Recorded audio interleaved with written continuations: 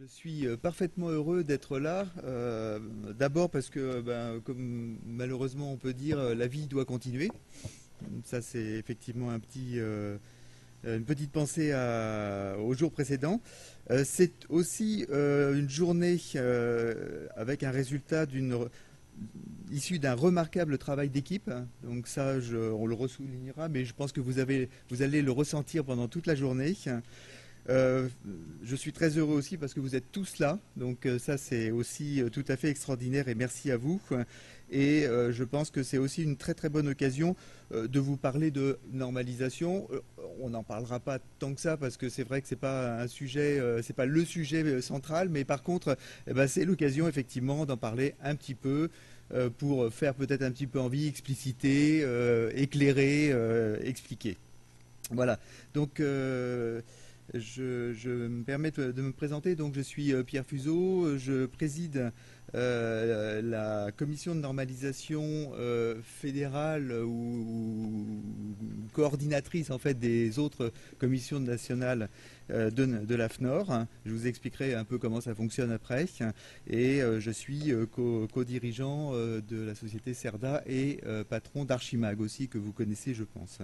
Voilà, et donc à mes côtés, Nadine Delcarmine est présidente de la CN46 qui est spécialisée dans statistique, qualité, évaluation des résultats. Donc là, c'est une commission nationale spécialisée dans cette normalisation. Et là, c'est vraiment le sujet de la journée. Voilà. Alors,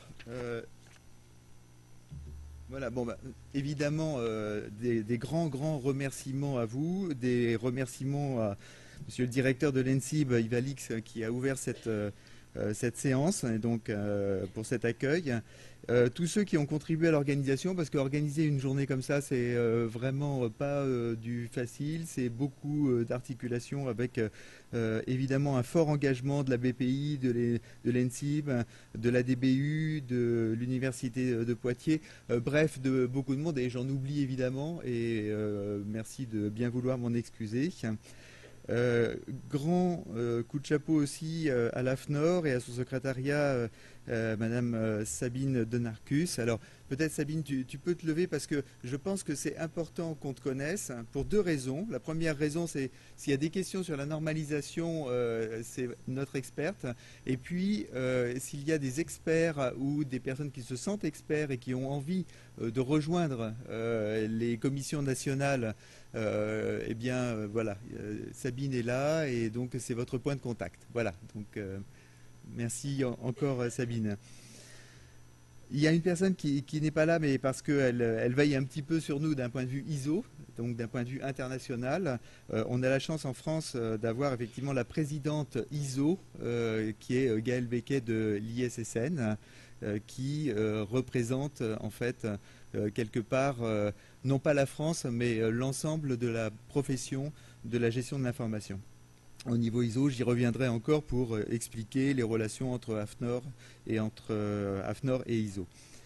Euh, Ensuite, il y a évidemment les experts de la commission nationale, donc présidée par Nadine. Et donc, toute cette réunion, ce travail ont été élaborés à partir d'un livre blanc sur l'évaluation des bibliothèques. Et donc, on va en parler effectivement beaucoup aujourd'hui. Et enfin, Nadine, bon, je sais que tu es modeste, mais vraiment, elle a été formidable, effectivement, sur cette réunion. Merci encore. Alors, très rapidement, qu'est-ce qui fait la valeur des bibliothèques, une nouvelle norme pour mesurer leur impact? Bon, je pense que de manière tout à fait claire, les bibliothèques sont un peu à la croisée des chemins. Et quand je dis bibliothèque, de manière tout à fait claire, dans les dernières années, il y a une convergence, un rapprochement avec les archives, les documentations, les musées. Et c'est dans ce sens que les mesures sont en train effectivement d'être normalisées au niveau tant ISO qu'au niveau AFNOR, qu'au niveau français. Pourquoi? D'abord parce qu'il y a des convergences avec des problématiques identiques en termes de numérique. Il y a des problématiques d'intermédiation. Donc là, on est tout à fait aussi au croisé des chemins. Je sortais de la gare tout à l'heure, il y avait un grand panneau ubérisez votre père et votre mère. J'étais quand même étonné. Bon, bah, c'est vrai qu'on a des sujets comme ça dans les bibliothèques, les documentations, les archives. On a quid du partage de connaissances, les interopérabilités entre les différents domaines, les interdisciplinarités, les problématiques de sécurité aussi. La confiance numérique, hein. Qu'est-ce qui ferait qu'on a plus confiance dans les produits d'une bibliothèque que dans un produit sur Internet, trouvé sur un site Internet, quelque part dans un endroit Internet. Les problématiques de réponse à la mobilité, tout ce qui est effectivement les connectés. L'adaptation aux nouveaux usages, sociabilité, vie, créativité. Est-ce que la bibliothèque est un site, un endroit de créativité et d'innovation? Oui, qu'est-ce qu'il faut faire? Est-ce qu'on a besoin effectivement de créer d'autres connexions?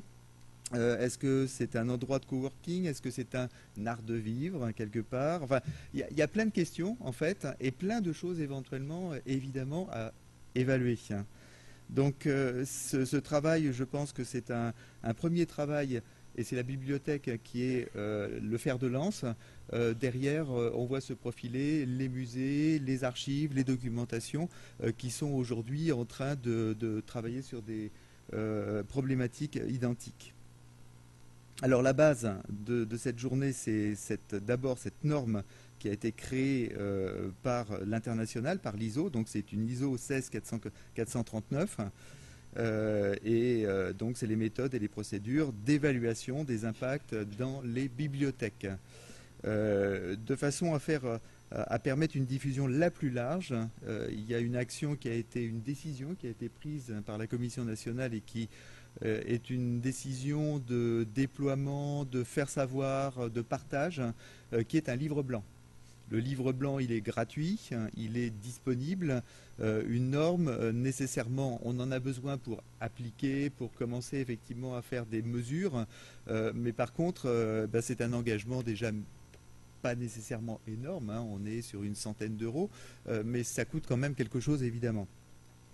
Et donc le programme qui vous est proposé, on peut le saluer en termes de richesse parce qu'il y a des clés pour les méthodes, hein, des procédures issues de la norme, des interventions sur les évaluations, les impacts, la formalisation et surtout, et ça c'est aussi très important, des retours d'expérience parce qu'il y a les principes, il y a les méthodes et puis il y a confronté à la réalité, qu'est-ce que ça donne, quels sont les problèmes qu'on a rencontrés, etc. Alors, petit point sur la normalisation. Normalisation, bon, c'est un jour, je pense qu'on s'est tous retrouvés dans un pays X ou Y avec pas la bonne prise et donc en cherchant effectivement des commutateurs qui permettent effectivement de brancher son smartphone ou autre, etc. Alors, ce qu'il faut retenir en fait d'une normalisation, c'est le principe effectivement d'arriver à se coller et que justement une évaluation d'impact dans une bibliothèque en France, dans une région en France ou en Angleterre ou en Chine, etc. Pour qu'il y ait un peu un benchmark, un comparatif et pour permettre effectivement des échanges, c'est intéressant que ça soit effectivement aligné. Alors, sur le principe d'une norme, il faut toujours avoir en tête qu'une norme, c'est pas réglementaire. Quand je dis réglementaire, ça veut dire obligatoire au niveau d'une réglementation, d'une législation. C'est-à-dire que si vous n'appliquez pas la norme, sauf pour des cas un peu particuliers où c'est intégré dans une réglementation, il n'y a pas de punition, il n'y a pas la prison, il n'y a pas de l'amende, etc., etc. Donc c'est tout à fait une norme volontaire. Une norme, pour moi, c'est d'abord un état de l'art. C'est-à-dire aujourd'hui, il y a une norme. Donc c'est l'état de l'art dans lequel effectivement se trouve le métier. Et quand j'exerce un métier, bibliothèque, archives, documentation, j'ai une norme, j'applique cette norme, je sais que je suis dans l'état de l'art. Voilà, donc j'ai rien à me reprocher, au contraire, je suis dans la progression et dans le progrès de la profession. Alors ensuite, la normalisation, il y a des nouveaux critères à prendre en compte, c'est la rapidité des évolutions. On est dans les nouvelles technos, Les nouvelles technos, ça évolue extrêmement vite. Précédemment, on arrivait à faire une norme en 4 ans, 5 ans, 6 ans. Enfin bon, parfois c'était très très long. Aujourd'hui, avec les nouvelles technologies, la nécessité est de raccourcir. Donc, on va regarder, je vais vous montrer un processus ISO de normalisation. Aujourd'hui, on arrive à les réduire effectivement à 3 ans. 3 ans, c'est un cycle, mais c'est presque encore trop long. Mais on va pouvoir regarder aussi qu'on peut encore réduire. Donc là, on a une vraie problématique de rapidité. Et puis, donc, intersection avec les archives, musées et autres écosystèmes de la connaissance. Voilà. Alors, la normalisation, c'est quelque chose encore un petit peu particulier, parce qu'on a vu effectivement que c'était non obligatoire. Mais en plus, on se complique la vie parce que c'est une recherche de consensus. Comme je dis souvent, une normalisation, une norme, ça ne marche pas comme une démocratie. Parce qu'une démocratie, je pense qu'on connaît bien le sujet en France, 51%, 49%. Donc ça veut dire que 49% des gens qui sont contre n'appliqueraient pas la norme et 51% l'appliqueraient. Vous voyez un peu la problématique. Donc le grand sujet en fait des processus de normalisation, c'est la recherche de consensus. Et le consensus, ça veut dire tout le monde, ça veut dire 100%. Il n'y a pas quelqu'un qui dit mais non, je ne suis pas d'accord. Donc ça veut dire que c'est une école aussi du compromis. Et je me souviens quand M. Fabius disait à la COP 21, miracle, on est passé de 40 pages à 20 pages. Ça voulait dire que miracle, on avait fait des compromis et on arrivait au consensus, globalement. Puisque COP21, ce n'est pas une démocratie, c'était aussi une recherche de consensus.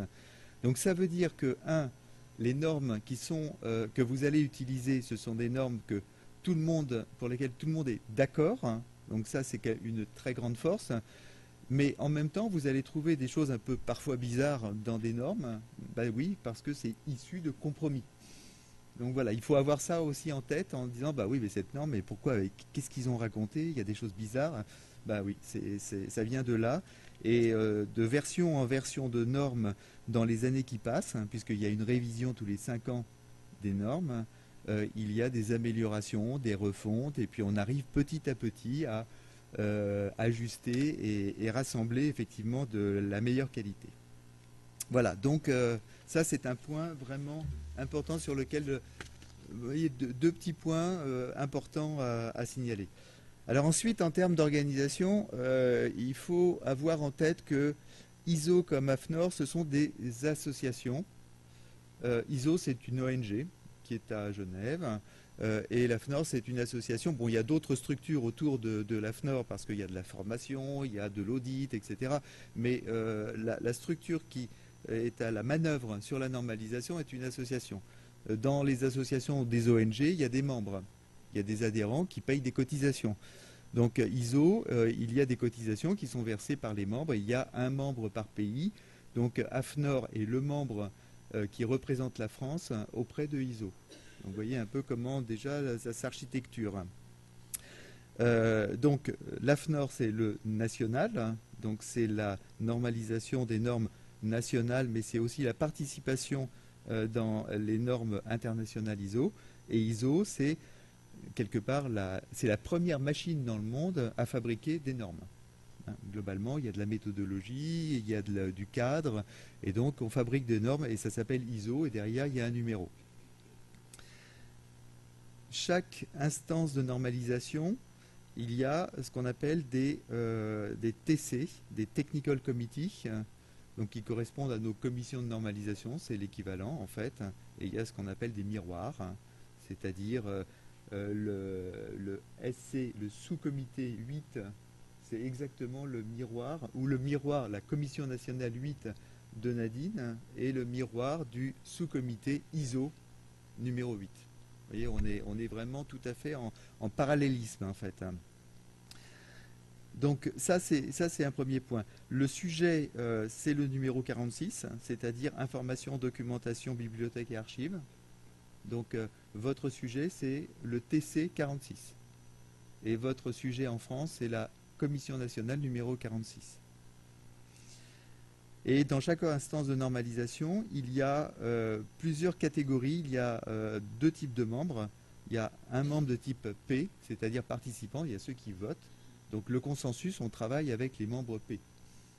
Et les membres O, les observateurs, ils ont le droit de faire des commentaires, mais ils n'ont pas le droit de voter. Donc ils n'ont pas d'incidence sur les recherches de consensus. Donc voilà quelques petites clés qui sont. Alors, au niveau de l'AFNOR et de la Commission nationale numéro 46, donc de notre domaine, cette commission est soutenue par le ministère de la Culture et de la Communication, qui sont des grands pourvoyeurs. Il y a le ministère de l'Enseignement supérieur et de la Recherche, qui est ici présent. Il y a les instances comme des institutions comme ABES, BNF, qui sont extrêmement actives dans le domaine de la normalisation. Les associations professionnelles, l'AF, la DBU, la CLIL, etc. Et puis il y a des partenaires privés comme Orange, Locarchive, etc., qui sont effectivement des sociétés qui payent des cotisations aussi. Voilà, donc l'AFNOR assure l'ingénierie normative en France et travaille avec les groupes d'experts et contributeurs. Donc à chaque fois que vous participez à une commission, il y a une aide extrêmement forte de l'AFNOR via Sabine et son équipe qui permettent de faciliter la normalisation, de comprendre, d'aider et donc de pouvoir progresser. Alors, Nadine, un petit zoom sur l'ACN 8. Pour dire qu'effectivement, un petit zoom. Il faut que tu... Voilà, ça doit être bon cette fois-ci. Un petit zoom pour dire tout simplement que la commission 46.8 travaille depuis très longtemps pour le monde des bibliothèques. Et quand je dis bibliothèque, c'est au sens large du terme. C'est tous les organismes en fait, de documentation. Les normes qui sont produites depuis toujours par AFNOR englobent y compris les centres de documentation. Hein, donc c'est vraiment au sens large du terme. Et puis depuis quelques années, en fait, elle s'est ouverte au champ des archives et des musées. Elle s'est ouverte au champ des archives et des musées qui ont considéré que le travail qui avait été fait au niveau des bibliothèques pouvait leur être utile. Et c'est en ce sens que, effectivement, elles se sont intégrées dans cette commission.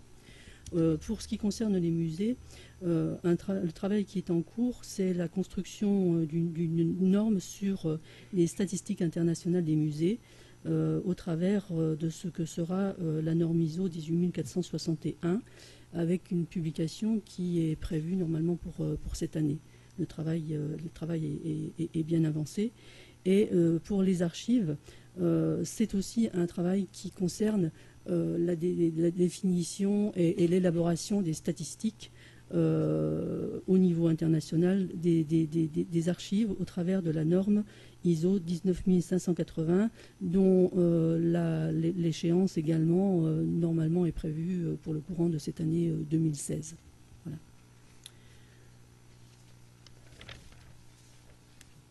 Oui. Au niveau des bibliothèques, le travail ne remonte pas à hier, mais plutôt à avant-hier.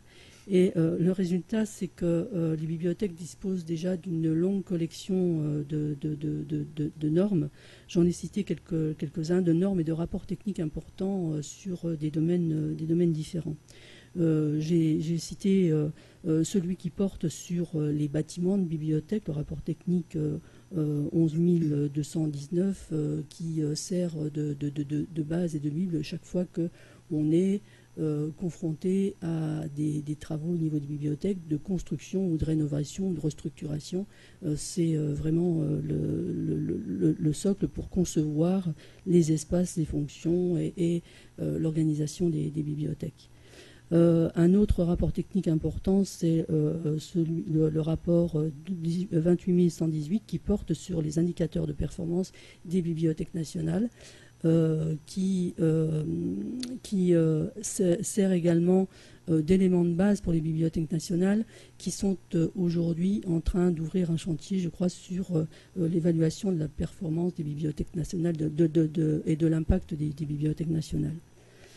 Au niveau bibliothèque stricto sensu en termes d'évaluation d'activité, il y a évidemment la norme de base. C'est vraiment le socle qui a permis de poursuivre la réflexion sur l'évaluation des bibliothèques. Et cette norme de base, c'est la norme ISO NF 2789. Elle a été mise à jour une nouvelle fois. C'est une norme qui est apparue, sauf erreur de ma part, au milieu des années 1970 et qui a fait l'objet de mises à jour permanentes. Et la dernière mise à jour a été publiée en mai 2014, a été publiée en anglais en août 2013 et une parution en version française a été faite en mai 2014. Et nous sommes d'ores et déjà, au niveau des membres de la commission, à travailler sur de nouveaux ajustements, de nouveaux enrichissements de cette norme. L'autre norme phare dans le domaine des bibliothèques, c'est l'ISO 11620 qui porte sur les indicateurs de performance des bibliothèques. Une version anglaise qui est sortie en mai 2014 et une version traduite en français, d'où NF-ISO, parue en avril 2015. Et cette norme a pour objectif de promouvoir l'emploi d'indicateurs de performance pour caractériser la qualité des services de bibliothèque et préciser comment procéder à la mesure et comment analyser les mesures qui sont faites. Et là encore, nous sommes au niveau des experts français complètement impliqués dans un travail qui a lieu au niveau international pour faire évoluer cette norme. Et nous nous intéressons notamment à l'intégration des dimensions numériques de manière encore plus forte que ce qui a été fait dans la dernière version avec la dernière parution. Et puis, la norme dont on va parler tout au long de cette journée, 16439, méthode et procédures pour évaluer l'impact des bibliothèques. Je ne vais pas immédiatement développer dessus puisque ça va faire l'objet de nos réflexions d'aujourd'hui. Bon, et j'arrêterai effectivement avec cet aspect-là, c'est-à-dire le développement d'une norme, pour vous donner un aperçu très rapide. Alors là, c'est une norme de développement d'une norme en ISO, c'est-à-dire au niveau international. Au niveau France, il y a quelques éléments différents. Il y a une enquête publique, par exemple, qui est un petit peu particulière. Hein. Mais pour vous donner effectivement un aperçu, une norme commence par toujours par un NP, un New Proposal, c'est-à-dire une proposition de normalisation. L'histoire d'une norme, ça commence à un moment donné. Soit c'est une idée brillante d'un expert international, donc d'un représentant d'un pays qui dit j'ai une idée, j'aimerais normaliser, et les autres collègues et copains disent oui, c'est une excellente idée, et on commence à écrire. Donc ça, c'est une option pour avoir effectivement une proposition. Vous avez aussi l'option j'ai développé dans mon pays une excellente norme sur tel sujet. Qu'est-ce que vous en pensez? Je voudrais la proposer. C'est une excellente idée, chers collègues. Nous votons effectivement comme nouvelle proposition. Donc voilà, donc vous avez effectivement plusieurs possibilités. À partir du moment où il y a cette proposition, au sein du sous-comité, il va y avoir discussion, puisque effectivement c'est au sein d'un sous-comité technique où il y a une maîtrise totale de cette normalisation, de la rapidité, du contenu, etc. Il y a une autonomie en fait des experts qui est très importante. Donc on va construire ce qu'on appelle un working draft, un WD. Vous voyez, c'est le deuxième en fait. Et le WD, donc, c'est la norme ou le texte qu'on a proposé, ça ne va pas tout à fait, on commence à discuter. Donc on commence à faire fonctionner la machine à consensus. Et donc, ce working draft est travaillé, validé, relu, réécrit, etc., etc. En règle générale, c'est plutôt en anglais, évidemment, hein, puisque il faut se rappeler que en ISO, on sortait de la guerre de 45, etc., etc. Et donc, il y a 3 langues officielles. Il y a le français, l'anglais et le russe. Le russe, on ne le voit pas trop. L'anglais, on le voit énormément. Le français, on le voit pratiquement plus. Mais bon, voilà, c'est comme ça. Ensuite, une fois que les experts ont travaillé, on a le résultat qui est un committee draft. Donc le committee draft, il y a des votes. Donc les votes des P-members, hein, des participants. Et donc à partir de ce moment-là, il y a ce qu'on appelle un Draft International Standard, le DIS. C'est là où effectivement il y a un vote officiel et où il y a une chance pour que à ce stade, la norme puisse passer directement. Donc vous voyez, à ce stade, on est à 24 mois, donc on est à 2 ans. Donc avant, on était à 3-4 ans, maintenant on a réduit effectivement à 2 ans. Donc au bout de 2 ans, on est en capacité de voter et d'approuver un DIS. Et puis, manque de chance, il y a des remarques. Donc si on était en démocratie, ça passerait sans problème. Mais comme on est en consensus, ça passe pas, et donc on fait un final, un FDIS, hein, c'est-à-dire un Final Draft International Standard. Et ensuite on vote et c'est déployé. Donc, et comme c'est en anglais, en règle générale, il y a la traduction française qui est à la charge de la France et maintenant qu'on fait en francophonie avec les Anglais, les Suisses, enfin pas les Anglais, pardon, les Canadiens, les Suisses, les Belges, les Luxembourgeois, etc. Voilà. Et pour terminer, donc, il faut avoir en tête que 90% des normes sont d'origine internationale, que, alors, il y a toujours, oui, toujours trop de normes, encore des normes, il y en a assez des normes. Là, ce sont des chiffres intéressants parce qu'il y a 2000 normes publiées et donc il y a 2000 normes qui sont retirées. Ce qui n'est pas toujours le cas quand on parle de nos lois à nous, hein. Il y a 33 000 normes qui existent dans le monde et donc il y a environ 35% de nouveaux sujets. Donc vous voyez, c'est une activité extrêmement dynamique. Il y a peu de dynamisme aussi avancé en fait qu'en normalisation. Et c'est normal. Donc voilà, ensuite, pour conclure, donc quelques références que vous aurez en termes de communication. Participation aux travaux de normalisation, bienvenue. En tout cas, n'hésitez pas à nous contacter et poser des questions. Merci beaucoup.